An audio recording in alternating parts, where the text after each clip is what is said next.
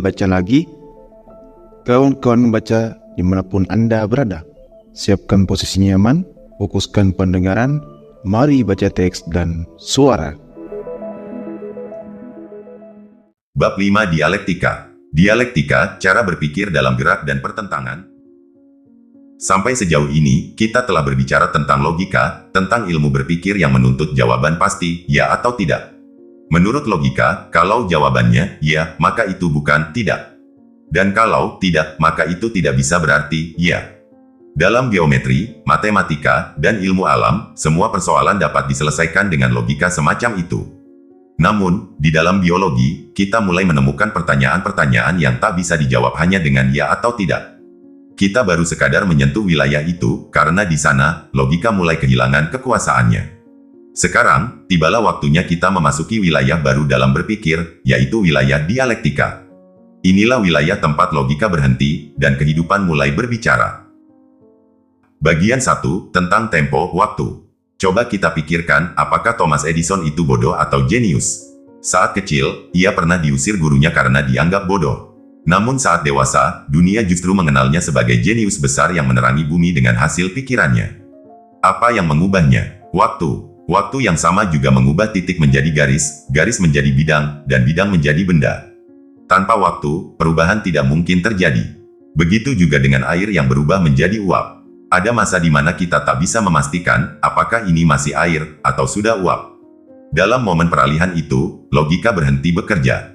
Kehidupan kita pun begitu. Kita bisa dengan mudah menyebut seseorang tua bila ia berusia hampir 100 tahun, atau menyebut bayi bila baru beberapa bulan. Tapi ketika seseorang berumur 50, masih kuat dan segar, apakah ia tua atau muda? Disinilah logika tidak lagi mampu menjawab. Bahkan antara hidup dan mati pun, ada saat di mana dokter terbaik tidak bisa memastikan apakah seseorang benar-benar mati atau masih hidup. Karena dalam segala hal yang disentuh oleh waktu dan perubahan, logika saja tidak cukup. Bagian 2, tentang keterkaitan dan hubungan seluk-beluk. Dua ahli biologi besar pernah berdebat tentang kehidupan, Linnaeus dan Darwin. Linnaeus berpikir secara logis, ia menganggap setiap jenis makhluk hidup berdiri sendiri, terpisah, dan tetap. Sedangkan Darwin melihat sebaliknya, segala sesuatu saling berhubungan, berubah, dan berkembang melalui seleksi alam. Bagi Linnaeus, seekor kodok tidak ada hubungannya dengan seekor burung. Bagi Darwin, semua makhluk hidup terjalin dalam satu rantai kehidupan. Coba perhatikan alam, ada hewan di Papua yang bertelur seperti burung, tetapi juga menyusui anaknya seperti mamalia. Ada tumbuhan di Amerika Selatan yang bisa menangkap mangsanya, setengah tumbuhan, setengah hewan. Bahkan di laut, ada makhluk setengah benda, setengah tumbuhan. Inilah hubungan dan peralihan yang tidak bisa dipahami oleh logika semata. Linnaeus meninggalkan sistem yang kaku dan mati, sementara Darwin membuka jalan bagi kehidupan yang bergerak dan berkembang.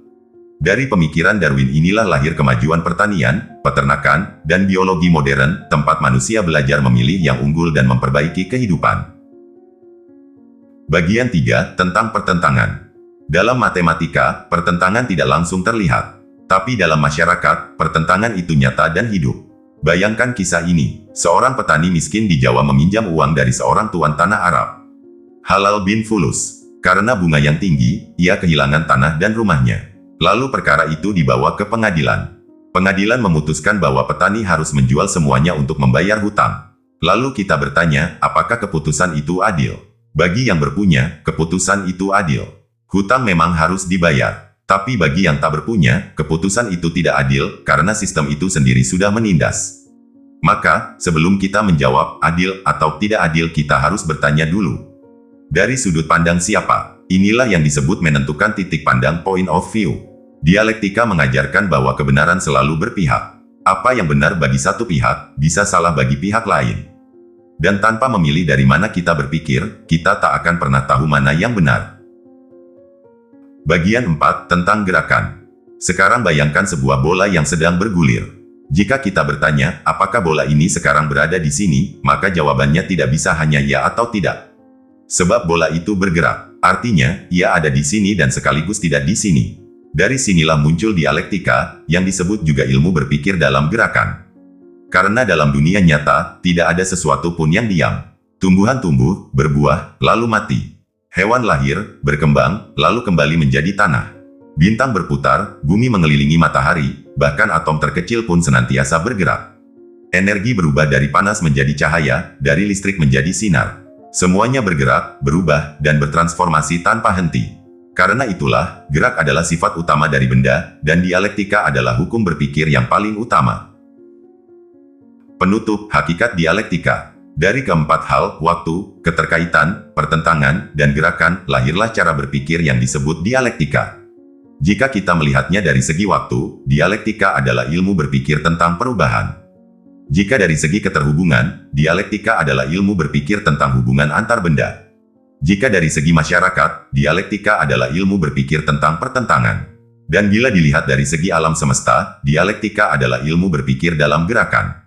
Seperti kata Engels, kita harus mempelajari setiap benda dengan memperhatikan pertentangannya, keterkaitannya, gerak dan perubahannya, bagaimana ia tumbuh, berkembang, dan akhirnya lenyap.